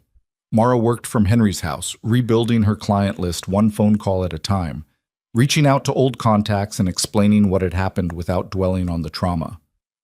Some clients were sympathetic, others had already moved on to competitors. She took the wins and swallowed the losses and kept moving forward.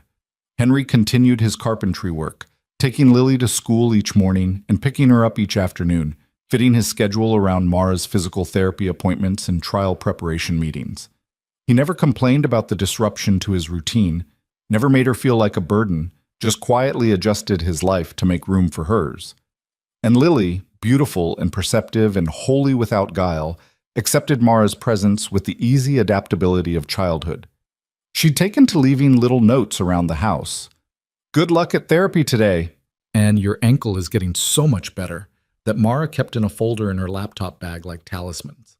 But as February approached and the trial date loomed, Mara felt herself beginning to fracture. It started with nightmares. She'd wake gasping from dreams where she was back on the mountain, ankle shattered, watching Henry walk away because she'd told him to leave her. Or dreams where the fire caught them both, where they died together in the tower while Marcus Hale watched from below and smiled. Henry would hear her wake and appear in her doorway without turning on the light, just his silhouette in the frame. "You okay?" "Yeah, just dreams." "You want to talk about it?" "No, I'm fine." But she wasn't fine, and they both knew it. The prosecution team scheduled intensive preparation sessions, making Mara walk through every detail of that day over and over until she could recite it without emotion, until the words felt rehearsed and hollow. They showed her the footage of Marcus setting the fire again and again, training her not to react, not to give the defense any ammunition. "You need to be calm on the stand," Deputy Prosecutor Walsh explained during one particularly brutal prep session. "Marcus's lawyers will try to rattle you.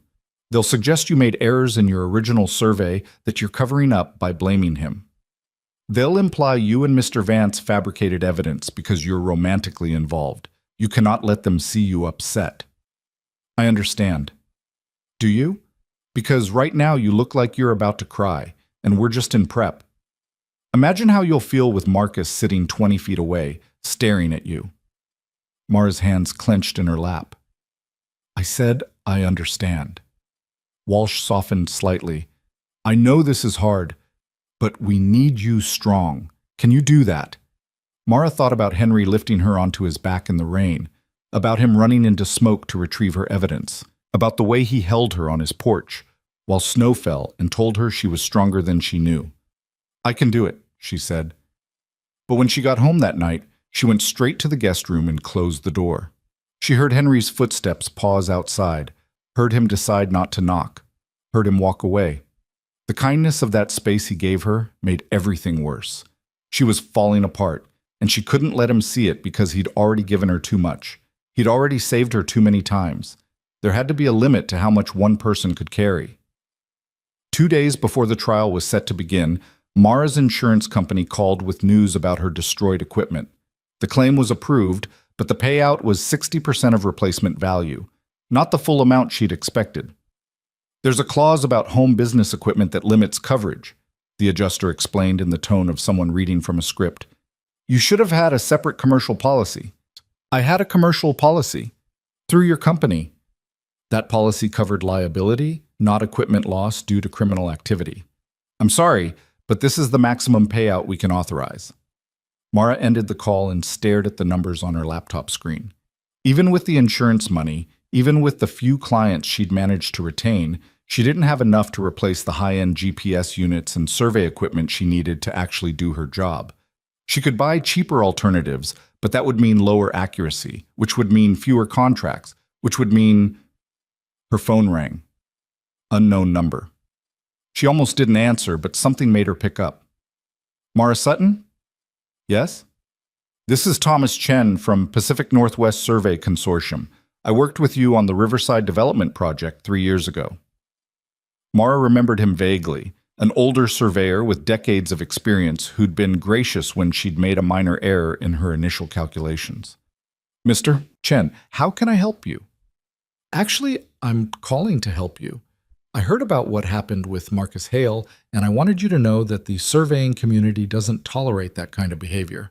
We take care of our own." "I appreciate that, but I'm not just offering sympathy. I'm offering equipment. I'm retiring next month, and I have a full set of professional-grade survey gear that I'm willing to sell to you at cost. No markup, just what I paid for it. Should be enough to get you operational again." Mara's breath caught. "Mr. Chen, I can't afford..." "At cost, Ms. Sutton, and I'm willing to accept payment over time. No interest, no contracts. Just one surveyor helping another." He paused. "Marcus tried to destroy you because he was afraid of your talent. Don't let him win by giving up now." Mara found herself crying for the first time since the apartment break-in, but these were different tears. "Why would you do this for me?" "Because 30 years ago, when I was starting out and made a catastrophic error that cost me everything, someone gave me a second chance. I'm just passing it forward." "What do you say?" "I say yes." "Thank you." "I say yes." After she hung up, Mara sat in the guest room with tears streaming down her face and realized that she'd been so focused on what she'd lost that she'd stopped seeing what she still had. She had people willing to help. She had Henry and Lily. She had a dead firefighter's compass in her pocket that reminded her how to find home. She had survived attempted murder and was still here, still fighting. The door opened quietly, and Henry stepped inside. He didn't ask if she was okay. He just crossed the room and pulled her into his arms, and Mara let herself break completely against his chest. "I'm so tired," she sobbed. "I'm tired of being strong. I'm tired of fighting. I'm tired of pretending this doesn't terrify me." "Oh, then stop pretending." Henry's voice was steady. "You don't have to be strong all the time. That's what I'm here for. You've already done too much. There's no such thing as too much when it comes to people you care about."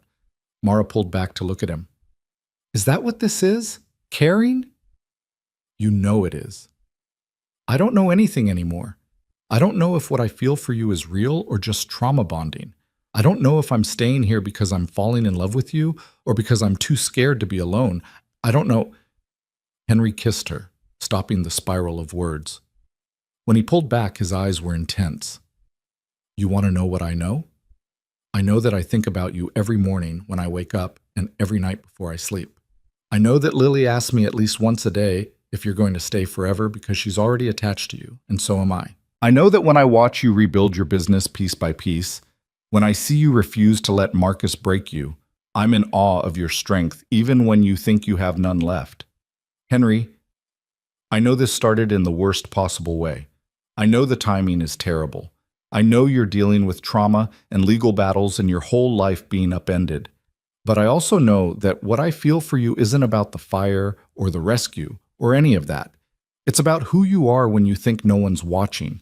It's about the way you listen to Lily's stories like they're the most important thing in the world. It's about your refusal to give up even when giving up would be easier. Mara's tears had stopped, replaced by something that felt dangerously like hope. What are you saying? I'm saying that when this trial is over, when Marcus is locked away and you've rebuilt your business and had time to process everything, I want to still be here. I want you to still be here. I want us to figure out what this is when we're not in survival mode. And if I can't give you that right now, if I need to focus on the trial and getting my life back, then I'll wait. I'm good at waiting. Henry cupped her face in his hands. But I need you to know that you're not alone in this. Not in the trial, not in rebuilding, not in any of it. You understand? Mara nodded, unable to speak past the emotion clogging her throat. Good. Now, have you eaten today? The question was so practical, so perfectly Henry, that Mara laughed through her tears. No. Then let's fix that. And then you're going to tell me about the phone call that made you cry, because those sounded like good tears at the end. Over dinner, Mara told Henry and Lily about Thomas Chen's offer. Lily was thrilled, immediately launching into ideas for what Mara could survey first once she had her new equipment. Henry listened quietly, and when Mara finished, he simply nodded. See, the world's not all Marcus Hales. Sometimes people show up to help. Like you showed up, Mara said. Like a lot of people show up. You just have to let them. That night, Mara slept without nightmares for the first time in weeks. The trial began on a gray February morning with freezing rain that turned the courthouse steps treacherous. Henry had wanted to come, to sit in the gallery and provide silent support, but Mara had asked him to stay home with Lily. She needed to know they were safe, away from all of this, living their normal life while she did what had to be done. Marcus Hale looked smaller in person than he had in her nightmares. He sat at the defense table in an expensive suit with his team of lawyers. And when Mara entered the courtroom, he didn't even glance her way. She was that insignificant to him, even now. The prosecution's opening statement was methodical and damning, walking the jury through the evidence piece by piece, the trail camera footage, the accelerant purchase, the moved markers, the break-in at Mara's apartment. Walsh was brilliant, painting a picture of premeditation and malice that left no room for doubt. The defense's opening was exactly what they'd prepared Mara for. Marcus was a successful businessman who'd made a competitive but legal decision to start his own firm. Any suggestion of sabotage was the paranoid fantasy of a former partner who couldn't accept that she'd lost clients due to her own professional shortcomings. The fire was a tragic accident, and Marcus's presence on the mountain was purely coincidental. Mara sat in the witness waiting room and listened to the proceedings through a speaker, her hands clenched around the brass compass in her pocket. When they called her to testify, she walked to the stand with her head high and her limp barely noticeable. She'd practiced this, prepared for this, steeled herself for this moment. Walsh led her through her testimony with precision, her training, her business relationship with Marcus, the pattern of sabotage, the events of that September day. Mara kept her voice steady, her answers clear, her emotions locked down. Then the defense attorney stood for cross-examination. He was a slick man in his 50s with silver hair and a smile that didn't reach his eyes. Miss Sutton, you've painted quite a dramatic picture of my client. Let's examine some facts, shall we? Of course. You claim Mr. Hale deliberately moved survey markers to sabotage your work. But isn't it true that you'd received complaints about inaccurate surveys before your partnership with Mr. Hale ended? I received one complaint that was later proven to be unfounded. The client had misread the initial survey documents. One complaint you're aware of. How many complaints might exist that you simply dismissed? Walsh objected. Speculation. Sustained. The defense attorney smiled. Let me rephrase. Ms. Sutton, have you ever made an error in a professional survey? Mara met his eyes. Yes, once, early in my career, I corrected it immediately and notified all affected parties. So you have a history of errors. I have a history of being human and learning from mistakes. Every surveyor does. Including Mr. Hale? Mr. Hale's errors were deliberate, not mistakes. You say that with such certainty. Tell me, Mrs. Sutton, when exactly did you and Mr. Vance begin your romantic relationship? The question landed like a slap. Walsh was on her feet immediately. Objection. Relevance? The judge looked skeptical. Counsel, where are you going with this? Your Honor, the prosecution's case relies heavily on evidence allegedly recovered by Mr. Vance, a volunteer search and rescue worker who now admits to a personal relationship with the witness. The timeline of this relationship is relevant to questions of bias and evidence handling. The judge considered. I'll allow it, but get to the point quickly. The defense attorney turned back to Mara. When did your relationship with Mr. Vance begin? Mara forced herself to breathe steadily. We met the day of the fire when he rescued me. Our relationship developed after that. How convenient. So the man who recovered your crucial evidence is also the man you're romantically involved with. Isn't it possible that Mr. Vance, eager to help someone he cared about, might have been less than scrupulous about the chain of custody for that evidence? No, Henry would never... Henry, how familiar. Tell me, Ms. Sutton, did you and Henry discuss what should be in your field notes before he recovered them? No. Did you tell him what photographs you needed to support your sabotage claims? No. The photographs and notes were created before I ever met Henry, before the fire. But we only have your word for that, don't we? The metadata on digital files can be altered. Notes can be written after the fact and backdated. Mara's hands were shaking now. I didn't alter anything. Everything in that evidence is exactly as I recorded it on the mountain. Of course you'd say that. Just as you'd say Marcus Hale tried to murder you, despite the fact that he has no history of violence, has built a successful business, and had no reason to want you dead when he could simply outcompete you in the marketplace. He wanted me dead because I wouldn't disappear quietly, because I kept fighting for my business despite his sabotage, or because you needed a dramatic story to explain away your professional failures and the convenient affection of a local hero who could validate your claims. Walsh objected again, and the judge sustained it, but the damage was done. The defense had planted doubt about the evidence, about Henry's involvement, about Mara's motivations. When they finally released her from the stand after 2 hours of cross-examination, Mara felt hollowed out. She'd kept her composure, hadn't broken down, hadn't given them the emotional response they'd been fishing for. But she felt like she'd been flayed alive in front of a room full of strangers. Walsh caught her in the hallway during recess. You did great. Don't let him get in your head. He suggested Henry and I fabricated evidence. He suggested it because he has nothing else. The trail camera footage doesn't lie, Mara. The accelerant purchase doesn't lie. The jury saw through his implications. Did they? Trust the process. We've got this. But as Mara sat through the rest of the trial, expert witnesses confirming the accelerant analysis, fire investigators explaining ignition patterns, Henry taking the stand to testify about the rescue and evidence recovery with calm professionalism that the defense couldn't shake, she felt herself disconnecting. She'd thought winning the trial would give her closure, would let her move forward. But sitting in that courtroom day after day, listening to her near-death experience dissected and questioned and turned into legal strategy, she realized that no verdict would erase what Marcus had done to her. The trial lasted 8 days. The jury deliberated for 6 hours. Guilty on all counts. When the verdict was read, Marcus Hale showed emotion for the first time, a flash of rage that he quickly suppressed. He was remanded into custody immediately, his bail revocation maintained. Sentencing was scheduled for 3 weeks later. Walsh hugged Mara in the hallway afterward. We did it. He's going away for a long time. Yeah, Mara said numbly. We did it. Sergeant Rodriguez shook her hand. Justice served, Ms. Sutton. You should be proud. Thank you. But as she walked out of the courthouse into the February afternoon, Mara felt nothing like pride. She felt exhausted. She felt empty.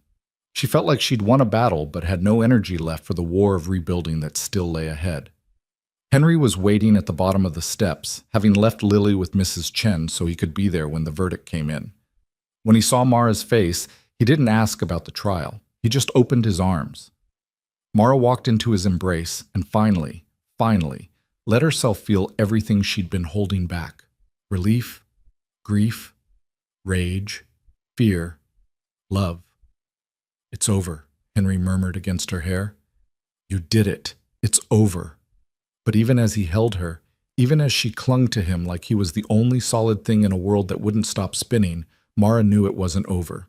The trial was done. Marcus was convicted. Justice had been served. But the real test was just beginning. The test of whether she could actually rebuild from this, whether she could trust herself and her judgment again, whether what she felt for Henry was strong enough to survive outside the crucible of crisis. She didn't know the answers yet. She just knew that for now, on the courthouse steps in the freezing rain, Henry Vance was holding her like he'd held her on the mountain, firmly, completely, with absolute refusal to let go. And maybe, just maybe, that was enough to start from. The days after the verdict felt strange and unmoored, like waking from a fever dream to find the world had continued on without waiting. Mara went through the motions, answering congratulatory calls from Deputy Prosecutor Walsh, fielding interview requests from local news stations that she politely declined, coordinating with Thomas Chen to finalize the equipment purchase. But underneath the surface activity, she felt herself drifting. Henry noticed, of course. He always noticed. "You've been quiet since the trial ended," he said one evening after Lily had gone to bed. They were in the kitchen, Mara washing dishes, and Henry drying them in the comfortable domestic rhythm they'd developed over the months she'd been staying there. "I'm just tired." "Mara." She set down the plate she was washing and turned to face him. "I don't know what I'm supposed to feel. Everyone keeps saying I should be happy, relieved, celebrating that justice was served, but I just feel empty." Henry set down his dish towel. "You've been in survival mode for 6 months. Your body and mind are probably trying to figure out what comes next now that the immediate threat is gone." "What does come next?" "Whatever you want." "That's the problem. I don't know what I want anymore." Mara leaned against the counter. "Before Marcus, I knew exactly what I wanted: build my business, prove I could make it on my own. But now when I think about going back to Portland, about living alone in that apartment again..." She stopped, unable to articulate the hollow fear that opened up in her chest at the thought. Henry moved closer but didn't touch her, giving her space to work through it. "You don't have to go back to Portland. My business is there, my clients are there. Your business is wherever you take it, and you told me yourself that most of your work is in rural areas anyway, not the city." Mara looked at him carefully. "What are you saying?" "I'm saying you have options. You could stay here. Work from here. Build your business from a place that makes you feel safe, instead of returning to a place filled with bad memories." "Henry, I've already been here for months. I can't keep imposing." "It's not imposing if I'm asking you to stay." The words hung in the air between them, weighted with meaning that went far beyond logistics and housing arrangements. "You're asking me to stay," Mara repeated slowly. "Here, with you and Lily." "Yes." "For how long?" Henry met her eyes directly. "For as long as you want, a month, a year, forever. Whatever you're ready for." Mara's heart was pounding. "I don't know if I'm ready for forever." "Then start with tomorrow, and the day after that. And keep going until you figure out what you need." "What about what you need? What about Lily?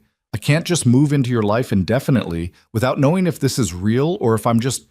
She gestured helplessly. "If I'm just hiding from having to rebuild on my own." "Are you hiding, or are you choosing something different than what you had before?" The question landed like a challenge. Mara turned back to the sink, staring at the soapy water. "I don't know the difference anymore." Henry's hand settled gently on her shoulder. "Then take some time to figure it out. But do it here, where you're safe and supported, not alone in Portland, where every corner reminds you of what Marcus took from you." Mara closed her eyes. "You make it sound so simple." "It is simple. You're the one making it complicated." "Because it is complicated. Because I..." She stopped, the words catching in her throat. "Because you what?" Mara turned to face him, and suddenly everything she'd been holding back came pouring out. "Because I love you, and that terrifies me. Because I love Lily, and that terrifies me even more. Because I don't know if these feelings are real or if they're just my broken brain clinging to the person who saved me. Because I don't want to wake up 6 months from now and realize I made a huge mistake that hurt you and your daughter, Because I was too scared to be alone. Henry's expression softened. Do you know what I see when I look at you? Someone who's a mess? I see someone who survived attempted murder and refused to let it break her. Someone who protected evidence while injured and in pain because she knew it mattered. Someone who's rebuilding her entire business from nothing with determination and grace. Someone who listens to my daughter's endless questions like they're important because to you, they are. He stepped closer. I see someone I fell in love with not because I saved her, but because of who she is when she thinks no one's watching.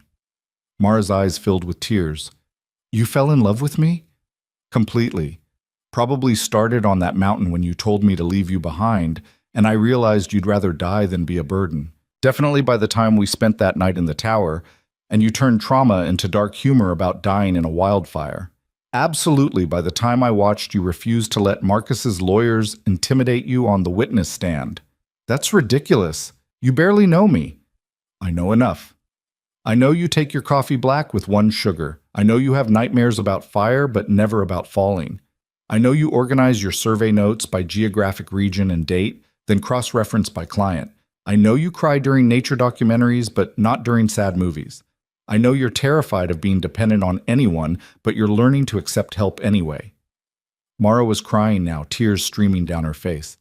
You really pay attention. I pay attention to things that matter. And you matter, Mara. Not because I rescued you, because of who you are. I don't know how to do this. I've never lived with someone. I've never been part of a family. I don't know how to be a... She couldn't finish the sentence, couldn't even name what she might become to Lily.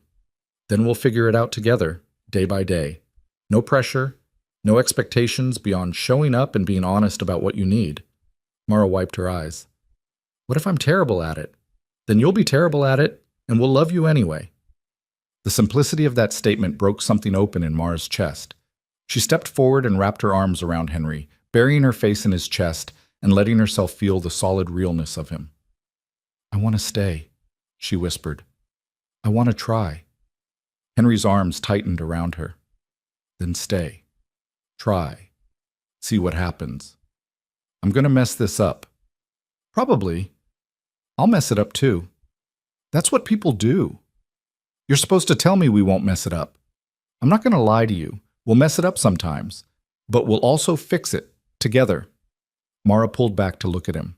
When did you get so wise about relationships? You've been single for 4 years. I've been single and raising a daughter for 4 years.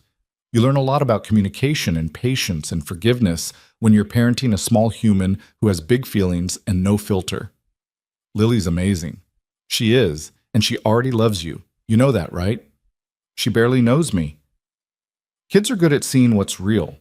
She sees someone who treats her with respect, who answers her questions seriously, who doesn't talk down to her, and she sees someone who makes her dad smile in a way he hasn't smiled in years. Mara felt fresh tears threatening. I don't want to let her down. You won't. Not if you keep showing up the way you have been. They stood there in the kitchen for a long moment, holding each other while the dishes grew cold in the sink. Finally, Mara pulled back and wiped her eyes again. Okay, I'll stay. I'll give this a real try. But I need to do it right. I need to contribute, not just live here like a permanent house guest. I need to pay rent, help with Lily, be an actual partner in whatever this is. We can work out the details, but Mara, yeah? Stop thinking you have to earn your place here. You already have it. 2 weeks later, Marcus Hale was sentenced to 18 years in prison for attempted murder, arson, and related charges. Mara didn't attend the sentencing. She'd given her victim impact statement in writing and asked the prosecutor to read it on her behalf. She had no interest in seeing Marcus one more time and giving him any more of her energy or attention. Instead, she spent that day picking up her new survey equipment from Thomas Chen, who turned out to be exactly as kind as he'd sounded on the phone. He spent 3 hours walking her through each piece of equipment, sharing tips from decades of experience, and refusing to accept her first payment. You can pay me when your business is stable, he said firmly. Right now, focus on rebuilding your client list and your confidence. The money will come. On her way home, and she'd started thinking of Henry's house as home without quite realizing when the shift had happened, Mara stopped at the elementary school to pick up Lily. It was Henry's day to work late on a kitchen installation, and Mara had volunteered to handle pickup. Lily came bounding out of the building with her backpack bouncing and her coat half zipped, chattering before she even reached the truck. "Mara, guess what? We're doing a project on careers, and I told everyone about what you do, and now 3 kids want to be surveyors when they grow up, and Mrs. Patterson said maybe you could come talk to our class about mapping, and..."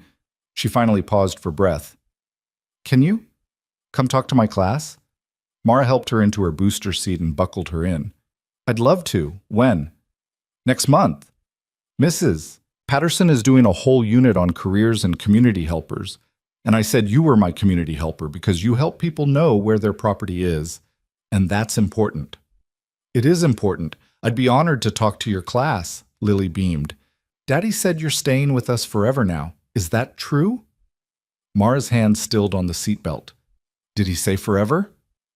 "He said for as long as you want, which I think means forever because why would you want to leave? We have hot chocolate every Friday and movie night every Sunday, and Daddy makes really good pancakes, and I like having you here." Mara climbed into the driver's seat, her throat tight. "I like being here too, sweetheart." "Good. Because I was thinking maybe for my birthday you could take me surveying, like a real job. I want to see how you measure things." "Your birthday's not until August." "I know, but I like to plan ahead. Daddy says planning ahead means you're less likely to get surprised by bad things." Mara glanced at Lily in the rearview mirror. "Your dad is very smart." "He is. But you're smart too. You know how to read maps and use computers and fix broken ankles." "I didn't fix my own ankle. The doctors did that." "Yeah, but you survived until the doctors could help. Daddy said that counts for a lot."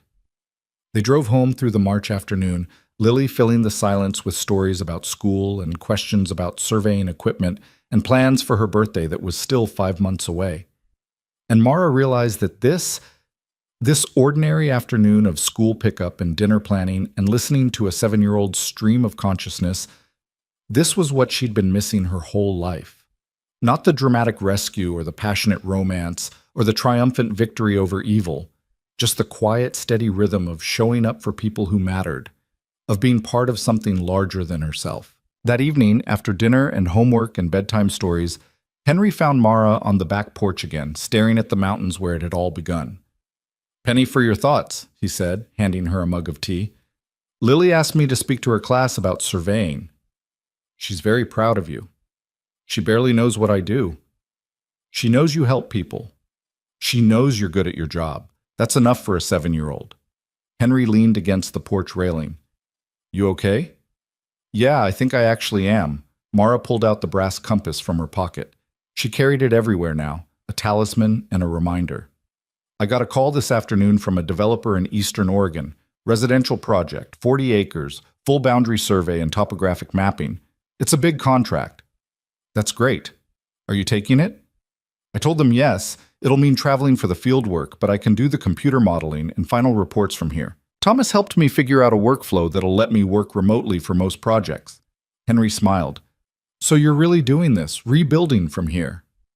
"I'm really doing this." Mara turned to face him. "And I need to ask you something." "Ask me anything." "When you asked me to stay, when you said you loved me, did you mean it? Or were you just trying to make me feel better after the trial?" Henry set down his mug and moved closer, taking her hands in his. "I meant every word. I love you, Mara Sutton. Not because I rescued you from a fire, not because you needed someone and I was there. I love you because you're brilliant and stubborn and brave in ways that take my breath away. I love you because you challenge me to be better. I love you because when I watch you with Lily, I see the kind of person I want in our lives permanently." "Permanently," Mara repeated. "That's a big word." "It's the right word. I'm not asking you to marry me tomorrow or make any promises you're not ready for. I'm just telling you that when I think about the future, you're in it, always." Mara felt something settle into place in her chest, a piece of herself that had been floating loose since the fire finally finding where it belonged. "I love you too. I wasn't sure if I did or if I could, but I do. And it's terrifying and exhilarating and nothing like I thought it would be." "What did you think it would be?" "I don't know. Simpler, maybe, less complicated, but everything about us is complicated. Everything worthwhile is complicated." Henry pulled her closer. The question is whether the complication is worth it. It is. You are. This is. Mara reached up to touch his face. I want to build something here. Not just my business, but a life with you and Lily. If you'll have me. If we'll have you? Mara, we already do. He kissed her then, soft and deep and full of promise, and Mara kissed him back with everything she had. Behind them, the mountains rose against the darkening sky, still scarred from last year's fire but already showing new growth in the burned-over places.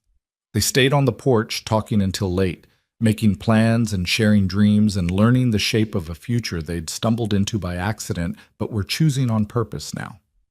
And when they finally went inside, Henry took her hand and led her to his bedroom instead of the guest room, a quiet acknowledgement that she wasn't a guest anymore. The spring passed in a blur of activity. Mara took the Eastern Oregon contract and 3 others, building her business back one survey at a time.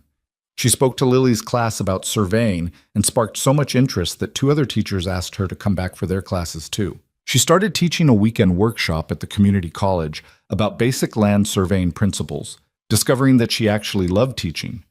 Henry continued his carpentry work but started taking on larger projects, including a contract to build custom furniture for a new resort development that would keep him busy through the fall.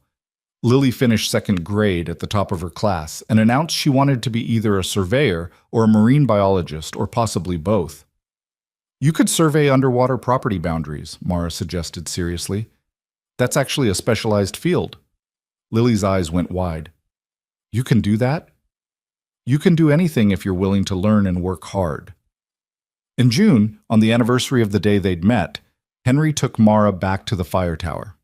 The trail had been reopened after cleanup and restoration work, and the forest was greener than Mara had ever imagined it could be after seeing it blackened and dead. They climbed to the tower together, taking their time, stopping to rest when Mara's ankle started to ache. The tower itself had been refurbished by the Forest Service, cleaned and restocked with emergency supplies. Why did you want to come back here? Mara asked as they sat on the bench where they'd spent that terrifying night. Because this is where we survived, where we decided not to give up. I wanted to see it in daylight, not on fire. Wanted to remember it as the place where we found each other instead of the place where we almost died. Mara looked around the small room, seeing it with new eyes. It's smaller than I remembered. Most things from trauma are. Our minds make them bigger, scarier, more overwhelming than they actually were. Not you. You're exactly as steady as I remember. Henry took her hand. I wasn't always. That night, carrying you up here, I was terrified the whole time. Terrified I'd drop you, terrified the fire would catch us, terrified I was making the wrong call. But I couldn't let you see that fear because you needed me to be certain. You seemed so calm. I was faking it. Fake it until you make it, right? He smiled, but somewhere in those hours, the faking became real. I stopped being afraid and started being determined. Because giving up wasn't an option. Mara leaned her head on his shoulder. Thank you. For not giving up. For carrying me. For everything that came after. Thank you for letting me. For staying. For choosing this life with us. They sat there for a long time, watching the afternoon light slant through the windows, before heading back down the mountain together. This time, Mara walked on her own 2 feet, strong and steady, with Henry beside her instead of carrying her. August arrived with Lily's 8th birthday and the party she'd been planning since March. Half her class came to the house for what turned into controlled chaos, involving a treasure hunt that Mara had surveyed and mapped with professional precision, a science experiment that got slightly out of hand, and enough cake to feed twice as many kids. After the guests had left and Lily was crashed on the couch in a sugar coma, Henry found Mara in the kitchen cleaning up wrapping paper and frosting smudges. You survived your first Lily birthday party, he said. Barely. How do you do this every year? Practice and help. Lots of help. He pulled an envelope from his pocket. I have something for you. It's not my birthday. I know, open it anyway. Inside was a key and a deed with her name on it. Mara stared at the papers, not understanding. It's the house, Henry said quietly. I'm adding you to the deed. This is your home, not just a place you're staying. I want it legal and official. I want you to know you belong here. Mara's hands were shaking. Henry, I can't accept this. This is your house, your equity. It's our house. It has been for months. This just makes it official. He took her hands. You don't have to decide right now, but I want you to know that I'm all in, Mara, completely. And when you're ready, if you're ever ready, I want everything to be official. The house, our relationship, all of it. Mara looked from the deed to Henry's face, seeing the vulnerability there, the hope. Are you asking what I think you're asking? Not yet. Not officially, but I'm letting you know that when you're ready, I will be. Henry Vance, are you pre-proposing to me? He grinned. Maybe. Is it working? Mara set down the papers and wrapped her arms around his neck. You carried me up a mountain. You gave me a home. You loved me when I didn't know how to love myself. You showed me what a real family looks like. She kissed him softly. Yes, it's working. And yes, when you actually ask, my answer will be yes. Yeah? Yeah. But let's wait a while. Let's get through another year together. Let me prove to both of us that I can really do this, that I can be the partner you need and the person Lily deserves in her life. You already are those things. Then another year will just confirm it. Mara smiled against his lips. Besides, I want to make sure Lily approves before we make anything official. As if summoned by her name, Lily appeared in the kitchen doorway, looking significantly more alert than she had 5 minutes ago. Approves of what? Mara and Henry looked at each other, and Henry shrugged as if to say your call.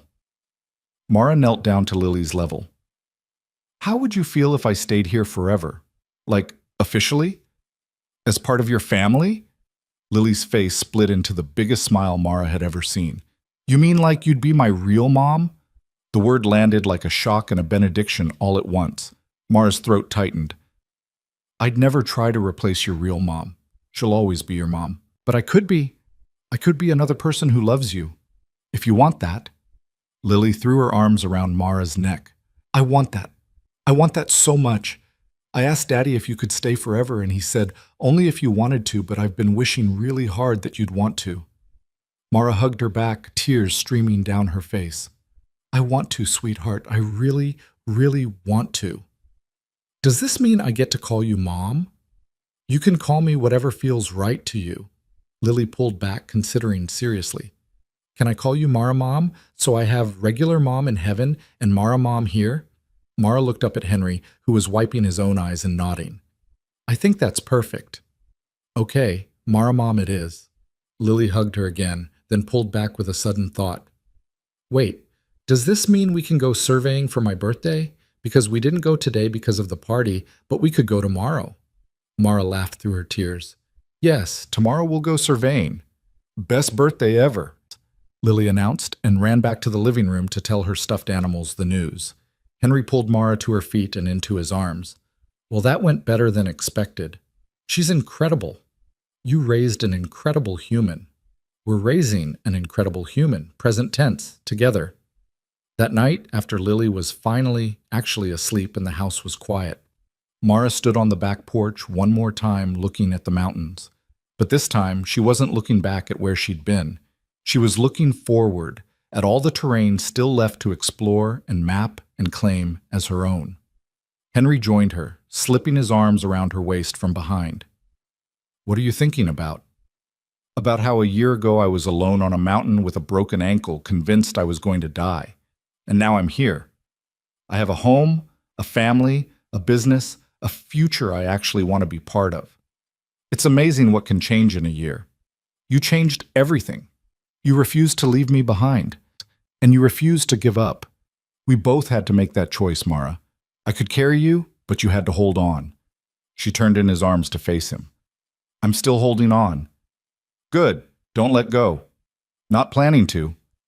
They stood there together as the stars came out, two people who'd met in fire and smoke and found something worth building in the ashes. Behind them, the house was warm and bright, full of the evidence of the life they were creating. Lily's school art on the refrigerator, Mara's survey maps spread across the dining room table, Henry's carpentry projects in various stages of completion, photographs documenting the family they were becoming. 6 months later, on a February afternoon, Henry proposed officially with his father's firefighter's badge and a simple question. Will you marry me and let me carry you through whatever comes next? Mara said yes without hesitation, and Lily served as their wedding planner, throwing herself into preparations with the same enthusiasm she brought to science projects and birthday parties. They were married in May on the mountainside where it had all begun, surrounded by friends and family and the forest that had tried to destroy them but had instead brought them together. Thomas Chen walked Mara down the aisle. Mrs. Chen cried through the entire ceremony. Lily was the flower girl and took her job so seriously that she counted each petal she scattered to ensure even distribution. When the officiant asked if anyone objected, Lily raised her hand. The officiant looked startled. Yes? I just wanted to say that I'm really happy about this, Lily announced to the assembled guests. Because Mara Mom is the best, and Daddy smiles a lot now, and we're a real family, and I think that's important for everyone to know. The guests laughed and applauded, and the officiant smiled. Duly noted. Anyone opposed? Silence. Then by the power vested in me, I now pronounce you husband and wife. When Henry kissed Mara, she tasted salt from both their tears, joy and relief, and the absolute certainty that this was right, that this was real, that this was the life she'd been meant to find all along. At the reception, Deputy Prosecutor Walsh gave a toast about justice and second chances. Sergeant Rodriguez congratulated them and mentioned that Marcus Hale's appeal had been denied. He'd be staying in prison for the full duration of his sentence. Thomas Chen presented them with a vintage surveying transit as a wedding gift and told Mara he was proud to see her business thriving. But the best moment came at the end of the night, when Lily climbed into Mara's lap during the last dance and asked, "Are you happy, Mara Mom?" Mara looked at her new husband dancing with Mrs. Chen nearby, at the mountains rising in the distance, at the life she'd built from the ruins of the one Marcus had tried to destroy. She looked at the compass hanging on a chain around her neck, Henry's father's compass, which she'd worn as her something borrowed and had decided to keep wearing as a reminder of how to find her way home. "I'm happier than I ever imagined I could be," she told Lily honestly. "You know why?" "Why?" "Because your dad taught me that you don't leave people behind, and you taught me that family is about who shows up and stays, not just who you're born to. And together you both taught me that sometimes the worst things that happen to us lead us exactly where we're supposed to be." Lily hugged her tight. "I'm glad the mountain brought you to us." "Me too, sweetheart. Me too." Years later, when people asked Mara how she and Henry had met, she'd tell them the truth, that he'd found her broken on a mountain and refused to leave her behind, that he'd carried her through fire and smoke and helped her rebuild everything she'd lost, that he'd shown her what real love looked like, steady, patient, and absolutely unwilling to quit. But the part she kept private, the part she shared only with Henry in quiet moments, was that he hadn't just saved her life that day. He'd given her a reason to want to live it, and in learning to accept his help, to trust his strength, to lean on him when she needed to and stand beside him when she could, she'd found the missing piece of herself she hadn't known she was looking for. She'd found home, not in a place, though she loved the house they'd made together and the mountains that surrounded it, but in him, in Lily, in the family they'd built from ashes and determination and the simple refusal to give up on each other. On their 10th wedding anniversary, Henry and Mara hiked back to the fire tower one more time. It had become a tradition. Every year on their anniversary, they'd climb to the place where their story had truly begun and remind themselves of how far they'd come. Lily was 15 now, planning to study marine biology and environmental science in college, already talking about using surveying skills to map ocean ecosystems. She'd stayed home this time to finish a school project, trusting her parents to make the climb on their own. At the top, Henry and Mara sat on the same bench where they'd spent that terrifying night 11 years earlier. The tower was exactly the same, but everything else had changed. "Do you ever regret it?" Mara asked, not because she doubted, but because she liked to hear him answer. "Running into that fire? Taking on all my baggage?" Henry pulled her close. "Not for 1 second. You were never baggage, Mara. You were possibility. You still are. Even now that I'm boring and domestic and have surveying equipment permanently taking over the garage, especially now," he kissed her forehead, "because boring and domestic with you is more interesting than anything else I can imagine." Mara laughed and settled against his shoulder, looking out at the view. The forest had fully recovered from the fire, green and thriving, no trace remaining of the devastation that had once consumed these slopes. I used to wonder, she said quietly, if what we had was real, or just trauma bonding, if we'd stay together once the crisis was over. And I was an idiot for wondering. This is the most real thing I've ever had. Good, because you're stuck with me now. Stuck implies I want to be anywhere else. Do you? Mara looked at him, at the gray starting to thread through his hair, at the lines around his eyes from years of smiling, at the steadiness in his gaze that had never wavered in all their years together. Not for 1 second. I'm exactly where I choose to be. Henry stood and offered his hand. Ready to head home. Mara took his hand and let him pull her to her feet, but this time she didn't need him to carry her. She walked beside him, their hands linked, their steps matched, descending the mountain together. Because that was what they did. They showed up for each other. They carried each other when needed. They walked together when they could. And they never, ever left anyone behind. At the base of the trail, Mara paused and looked back one more time at the mountain that had tried to destroy her and had instead delivered her to the life she was meant to have. Thank you, she whispered to the mountain, to fate, to whatever force had put her on those steps with a broken ankle exactly when Henry Vance was running toward the smoke. Henry squeezed her hand. Ready? Mara turned toward home, toward the house they'd built together, toward the daughter waiting for them, toward all the ordinary, extraordinary days still ahead. She touched the compass at her neck, feeling its familiar weight.